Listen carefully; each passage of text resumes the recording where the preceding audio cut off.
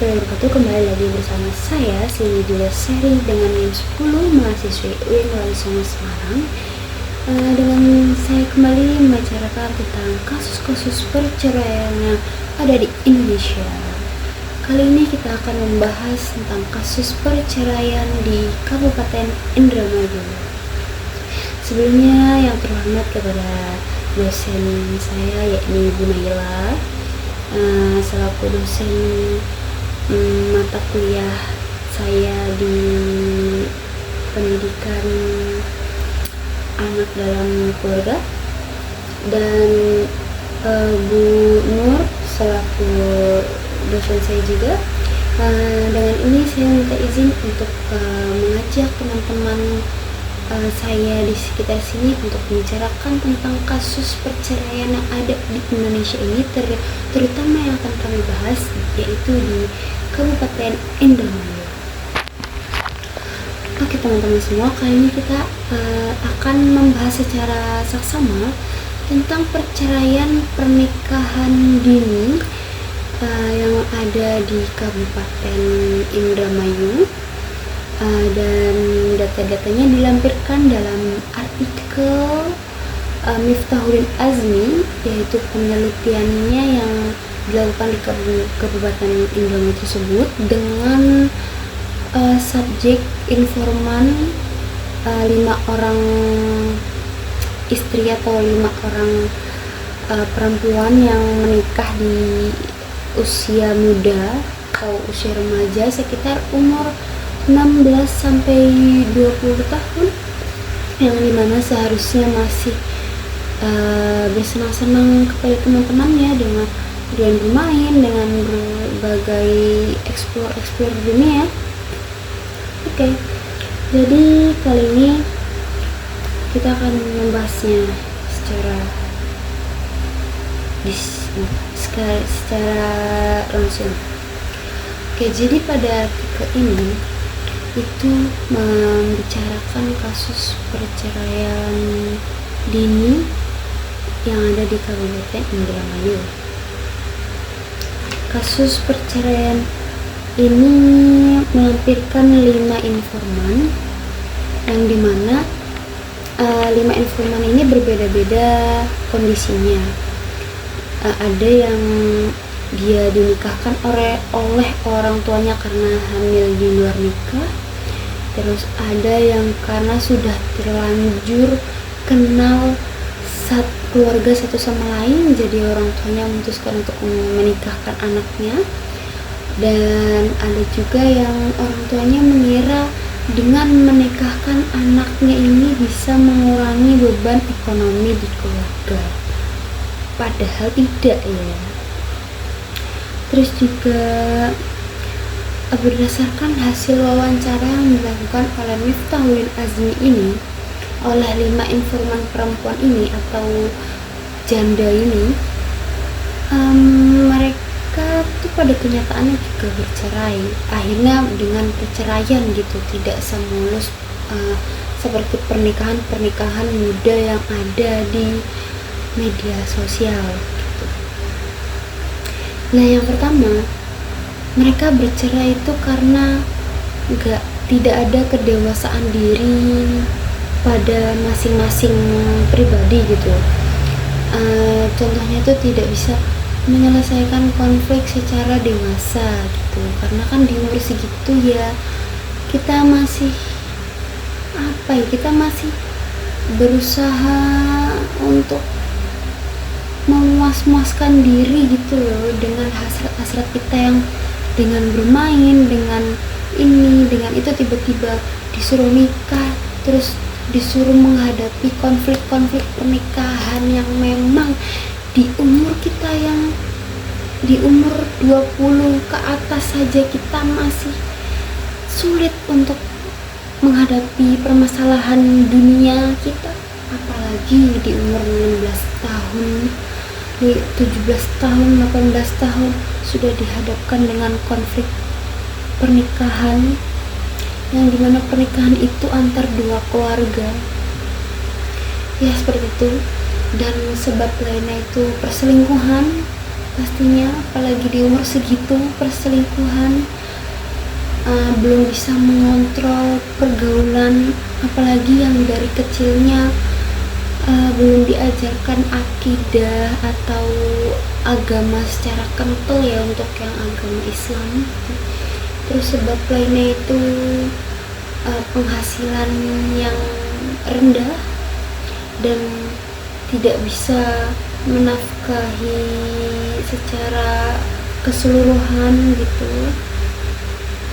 Terus juga salah satunya yang paling wah tuh KDRT.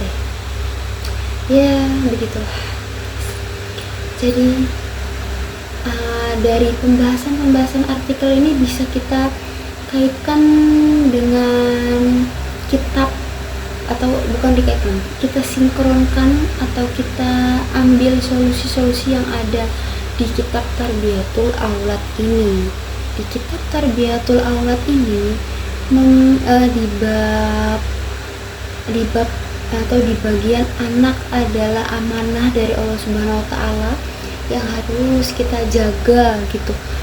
Kita membahas di akarnya dulu gitu ya. Akarnya itu kan orang tua lah. Orang tua ini tuh harus mendidik anaknya itu kan secara sejak dini itu kan harus bukan ketat ya, harus sesuai dengan nilai-nilai agama dan moral, supaya nantinya di usia remaja ini si anak ini bisa mengontrol pergaulannya gitu. Nah, kita juga sebagai orang tua itu harus tahu ilmu-ilmunya dalam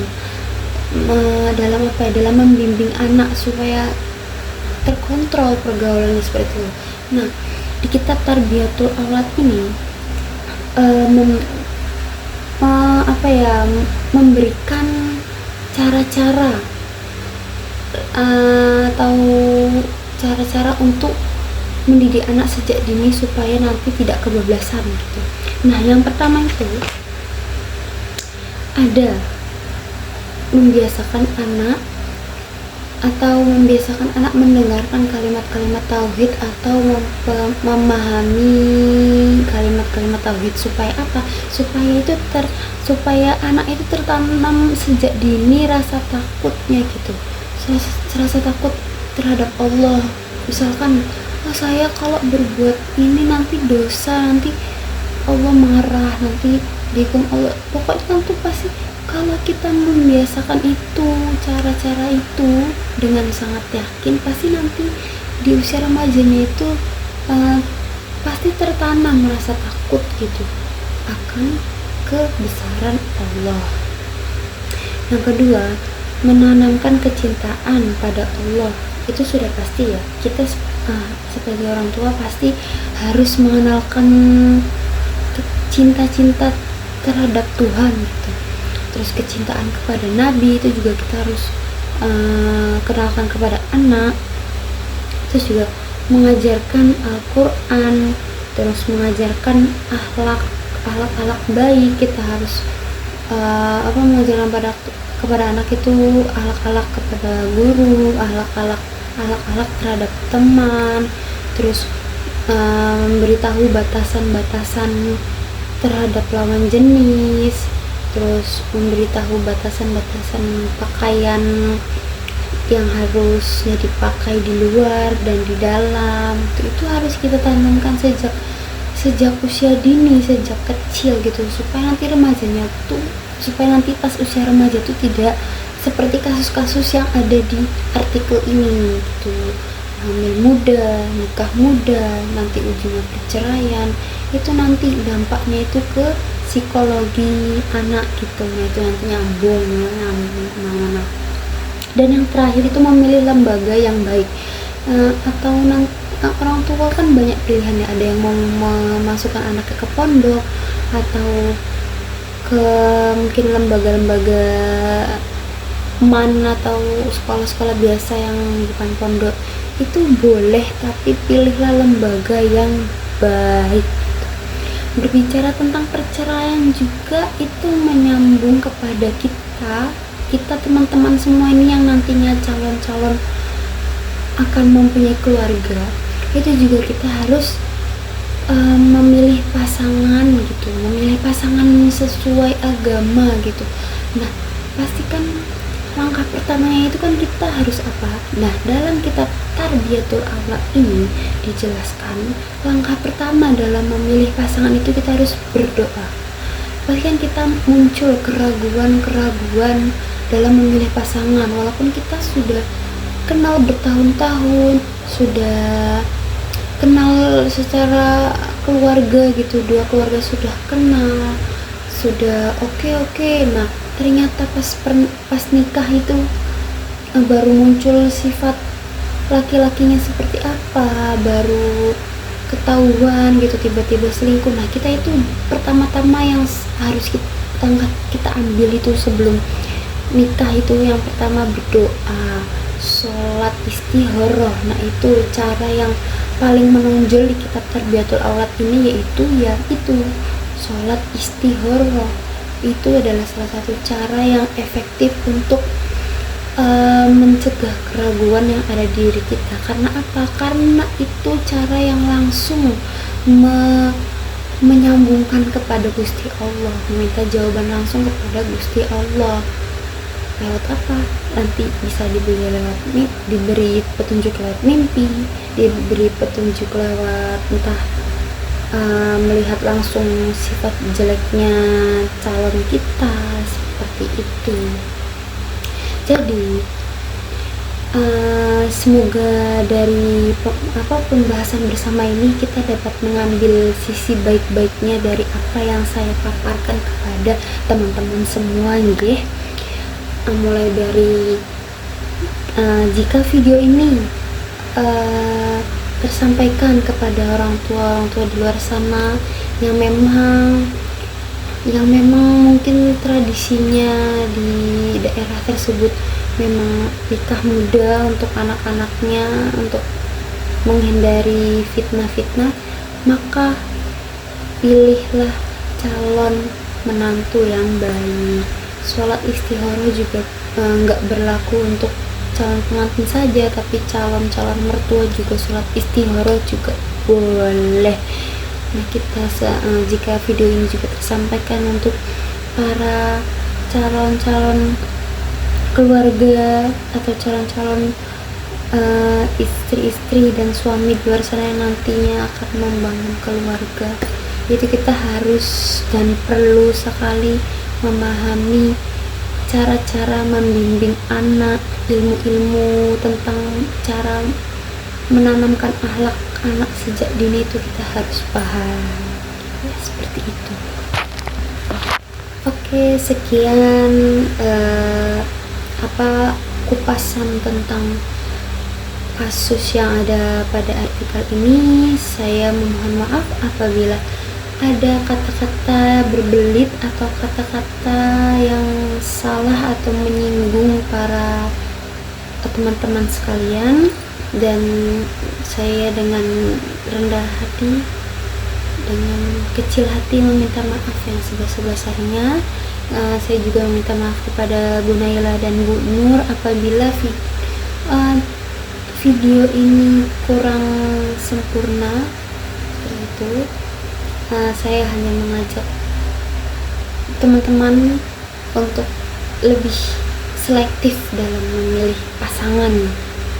Sekian dari saya, terima kasih bimbingannya Bu Nur dan Bu Naila. Wabillahi taufiq wal hidayah. Wassalamualaikum warahmatullahi wabarakatuh.